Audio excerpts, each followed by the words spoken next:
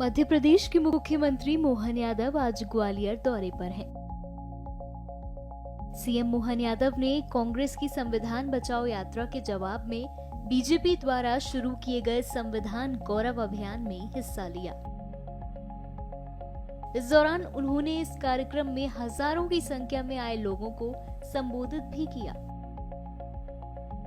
अपने संबोधन में सीएम मोहन यादव ने भारत के पहले प्रधानमंत्री जवाहरलाल नेहरू समेत पूरी कांग्रेस पार्टी पर जमकर हमला बोला।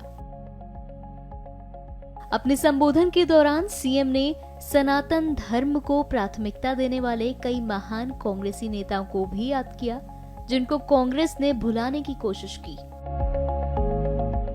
कुंभ का आनंद चल रहा है और हम सब उसको भी देख रहे हैं।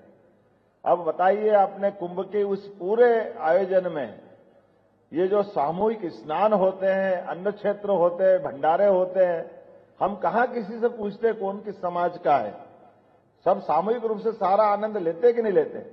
होली पे कलर लगाने निकलेंगे तो कोई किसी का नाम पूछता है क्या? आनंद के साथ होता कि नहीं होता है? दिवाली का आनंद, ये सारे त्योहार संस्कृति। अभी तो ग्वालियर का मेला चल रहा है। मेले का अर्थ क्या? मैं राजोरैया से मजे से पूछ रहा था, तुलसी भैया भी साथ में थे। मेले का मतलब क्या है? तो मेले का मतलब मेल जोल, आनंद के साथ, आत्मीयता के साथ, आपका कोई का किसी से परिचय हो न हो, एक साथ बैठ करके पूरे अपने मेले में घूमते घामते जो आत्मीयता बरसती है, वो हमारे लिए आपस में एक दूसरे को नजदीक लाती है।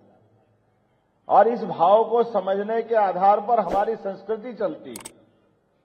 अब इस संस्कृति की विशेषताओं को लेकर के हम देखें तो कांग्रेस के राजनीतिक परिदृश्य में देखें मित्रों, एक दौर निकला कांग्रेस का, आजादी के पहले का नेतृत्व और आजादी के बाद का कांग्रेस का नेतृत्व और उसका व्यवहार।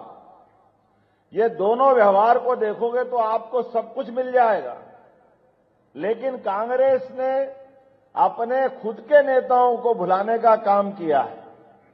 कांग्रेस के राष्ट्रीय अध्यक्ष रहे पंडित महामना मदन मोहन मालवीय, जिनने बनारस हिंदू विश्वविद्यालय की स्थापना की, जिसने सनातन संस्कृति के माध्यम से बनारस गुरुकुल का उच्चतम स्थान रहा है, इसलिए उसकी पहचान होना चाहिए। वो कांग्रेस के अध्यक्ष रहे। बाल गंगाधर तिलक, वो कांग्रेस के अध्यक्ष रहे। लेकिन एक एक करके जिन जिन ने जड़ों से जुड़ करके कांग्रेस के माध्यम से अपनी संस्कृति की ध्वजा लहराने का काम किया, कांग्रेस के आजादी के साथ जैसे ही सत्ता पकड़ी नेहरू जी ने, तो सबका नाम मिटाने का अभियान चलाया। कुछ को अपने उस समान समय में जिससे जितनी उनकी दुश्मनी थी, सबके साथ हिसाब चूकता करते रहे। जाने अनजाने हम सब याद करें, अपने इसी मध्य प्रदेश की धरती पर जबलपुर पर नेताजी सुभाष चंद्र बोस कांग्रेस के चुने हुए नेता बने, जब जनता और सारे लोगों ने मिलकर के उनको एकमात्र नेता इस कांग्रेस पार्टी का अध्यक्ष बनाया। लेकिन काल के प्रवाह में अंदर की राजनीति के बलबूते पर उनको भी इस्तीफा देके जाना पड़ा। सरदार वल्लभ भाई पटेल के साथ क्या हुआ, ये भी दोहराने की जरूरत नहीं है।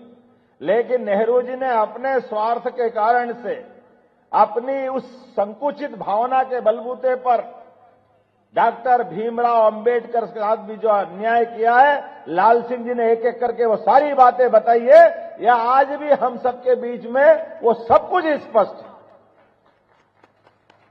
ये जो अंदर का पाप है कांग्रेस का, और पाप कितना गहरा है। 4 पीढ़ी हो गई इनकी, 4 पीढ़ी तक इनने अपनी बाबा साहब से दुश्मनी भूले नहीं। लंबे समय तक सरकार में रहे, जीते जी बाबा साहब के समता के सिद्धांत के बलबूते पर, उनकी योग्यता के आधार पर मंत्रिमंडल में स्थान नहीं दिया, उनके भावनाओं का सम्मान नहीं करते हुए ये धारा 370 का कलंक अपनाया। लोकसभा, जिसके संविधान के लिए बाबा साहब अध्यक्ष बने थे, सही कहा लाल सिंह जी ने, चुनाव में निर्वाचन के समय तो उस समय कई सारे दलों के लोगों को जोड़ करके मंत्री बनाने की बात है, लेकिन मेरे से ज्यादा कोई सुयोग्य आदमी आगे नहीं बढ़ जाए। ये जो अंदर का डर लग रहा था नेहरू जी को, अपनी उस हीन भावना के बलबूते पर अंबेडकर जी अगर आगे बढ़ गए तो मेरा क्या होगा, ये जो स्वार्थ की भावना थी, कांग्रेस तो अगर ये यात्रा निकाल रही तो माफी मांगना चाहिए अपने परनाना नेहरू जी के कर्मों के कारण से, जिसके कारण से अंबेडकर जी की आत्मा का कष्ट हुआ है।